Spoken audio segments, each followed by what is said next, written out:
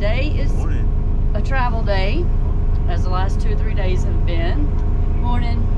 Morning. Mwah. So I was downstairs. She come bunching up on me. I didn't know what was going on. Doing my wifely duties, cleaning, getting things tucked away, and you know, this is a new journey for us, so we have a lot of questions that are coming in. Figured while we're driving or traveling or floating or however you want to call it, we'd go over some of them so that you can have answers to them. You ready? These are tough. Like these are like top 5 questions Yeah, or these something? are the top 5. Okay. All right. Go for what you know. Okay, so we're on the river. We are on the Tin-Tom River, yes. Yes, we are on the Tin-Tom River. And one of the top questions was, on the river, what's been the biggest challenge so far? What do you think that is? 50-50. The dogs. The dogs have been the biggest challenge, but they're only 50% of the challenge. Let me explain. This is their first traveling trip with us too. They've never been on the boat. I mean, you know, we always, if we're on the wakeboard boat or the pontoon, we get off and, you know, they go on land or whatever. They've never been on a boat. All right. Well, there's this section of grass on the back of the boat, and we tell them to go outside. They look at us like we're stupid. Or they can't get off the boat at all. Which is the other 50%. So yeah, the dogs are the challenge, but that's only 50% of that is their fault. The Tin-Tom River traditionally just does not have a lot of provisions. It does not come with a lot of resources. We have not been all the way up to Pickwick Lake, but from Demopolis south, we've made a couple of trips now, and you just don't have a lot of resources. You're basically on Anchorage at night. You got Bobby's Fish Camp. Abuse them, use them, tear them apart. Hats off to Bobby's Fish Camp, the nicest people. Yeah, good deal. I mean, took us to get dog food for Took us to go get dog food. So yes. But outside of Bobby's, you are totally self-contained. So if you can't get off the boat, which we could not hardly get off the boat, we basically had to get on the Love Me Tender and go about 2 or 3 miles upriver to a local park to let the dogs out. Yeah. But you know, I think that was a little wake-up call for Max. He's like, well, I guess I'm just going to have to start peeing. He does not like it. Dexton could care less. Dexton will go wherever we tell him to go. He does not. He is very well house trained. Yeah. But Dexton will drop trowel in front of everybody. He does not care. So what we did. So that's worked. Yeah, so what we did is we bought a pad that, believe it or not, comes pre-scented that triggers them to use the restroom, and Dexton took to it, Max didn't. They also have spray out there that you can buy from Walmart. You can order it, of course, from Amazon, feed and seat establishments that you can spray. We've also met some friends that said, you know, it just didn't work. Last night we were had to get off and let Max off at a small little park that we found about 2 miles from where we had anchored, and talking to some folks there, they were like, you know what, it just didn't work with our dog, period. And so, you know, you got to do what you got to do. So anyway, so question number 2, what has been your biggest success so far? John's back with us. Other than boating with you? Aww. That's been the coolest thing. The coolest thing is being able to boat with you.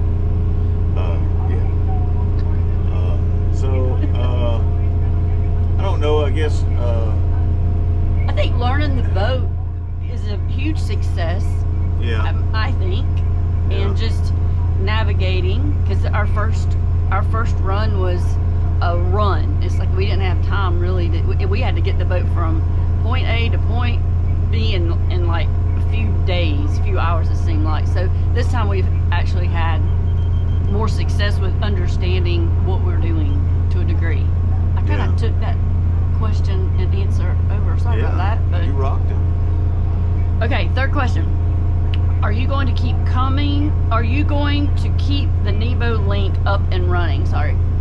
Yeah, so, you know, coming into this, we had a lot of friends and family, a lot of others, you know, like last night we're hanging out with Andromeda, cruising with Andromeda. Check them out on YouTube and stuff.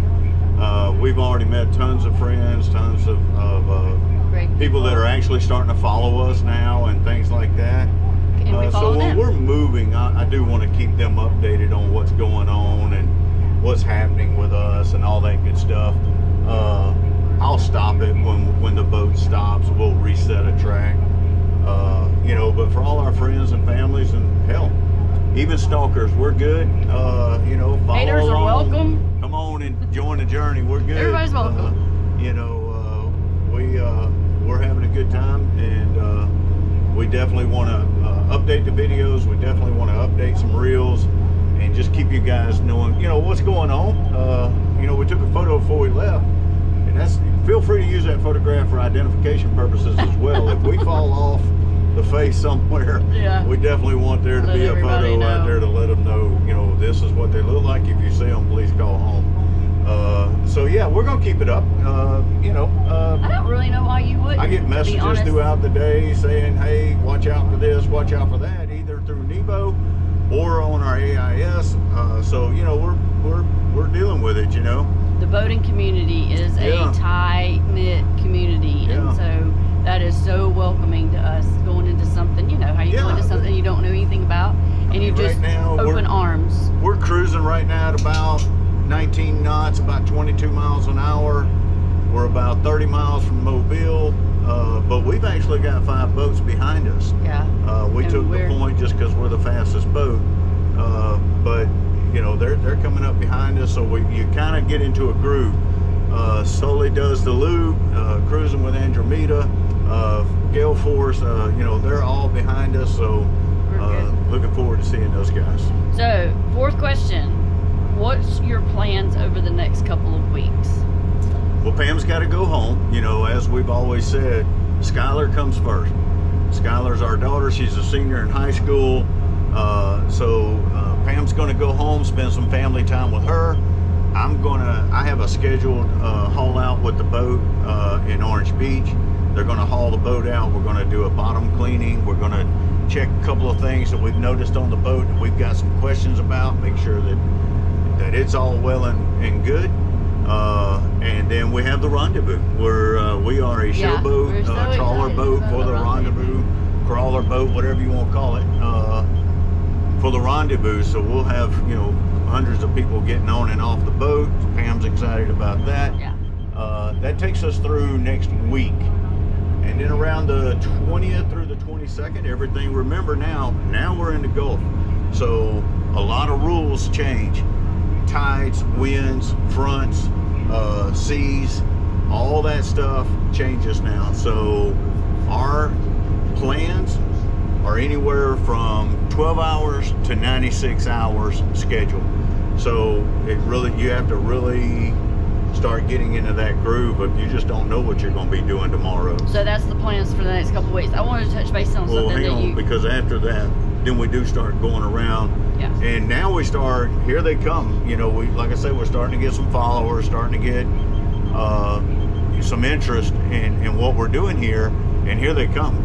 We've got dinner plans all the way basically down the entire West Coast. So if you want to buy a brother some supper, or even just a margarita, I'm down for it. So, but I've got a mentor that has truly helped us since the first day we bought the boat. In August, it is November. I actually get to meet him for the first time. So getting excited about being able to you know, put a face with the instructional directions that he's been giving us over the last couple of months. And truly, brother, Kurt could not have done it without you. But I'm sorry, go ahead. Oh, I just wanted to touch base on when you were saying maintenance. So one thing we have learned as well is we have a fifth wheel, we have other vessels and boats and things, but nothing like this. And you know, naturally everything has maintenance. But one thing we have learned is that with this it's daily that you need to be checking, rechecking, Hourly. asking advice, asking what happens, where are you going, have you checked this light, what's this alarm for, what's this for. So, but I think it's a little bit comforting to us to meet other people, but they have the exact same challenges, whether they've been on their boat for 5 years or whether they just bought it. So and whether it's 30 foot or 90 foot, yeah, 2025 or Yeah. 1964. So that makes us feel Every a lot day is a better that challenge. we joined the challenge group. So we're good with that. The last question is, has weather been a factor? Weather hasn't been always a factor as far as a challenge factor. A challenge. You know, the whole goal of now, the new life of the Pamela D is to slow our butts down. Quit trying to run like our hair's on fire, this, that, or the other. So the morning fog has been... Dexter. Are you kidding? He wants to talk. The video, they start playing. He wants to talk. So the dogs are excited. They know that they get off the boat soon, as we're going to be getting some fuel. But weather hasn't really. I mean. Okay.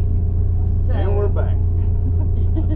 The dogs started going crazy, so I made the fatal mistake of telling them they were getting off the boat. So we were talking about the weather, and John, I think you explained.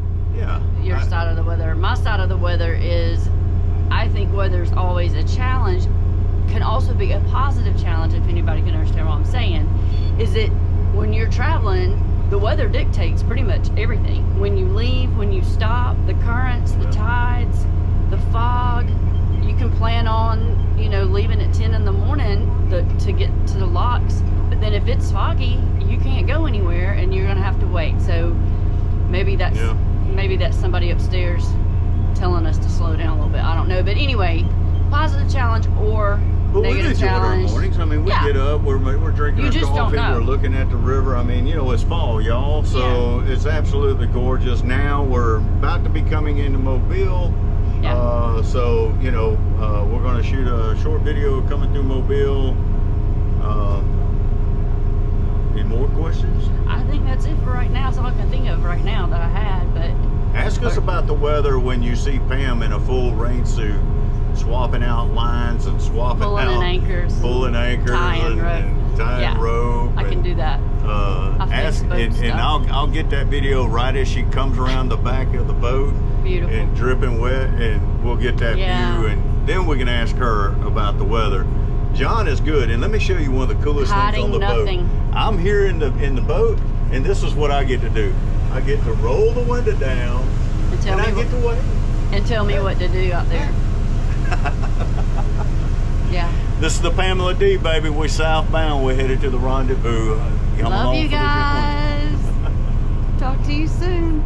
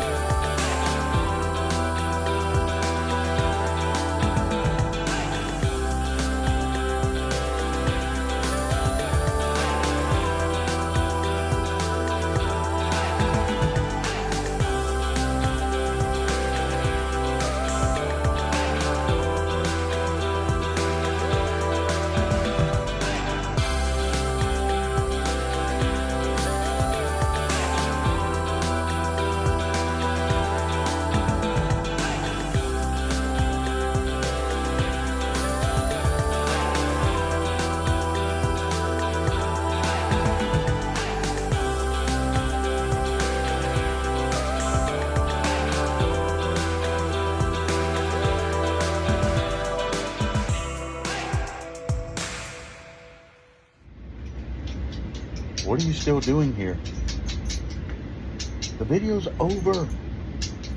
Oh, that's right. Share a smile.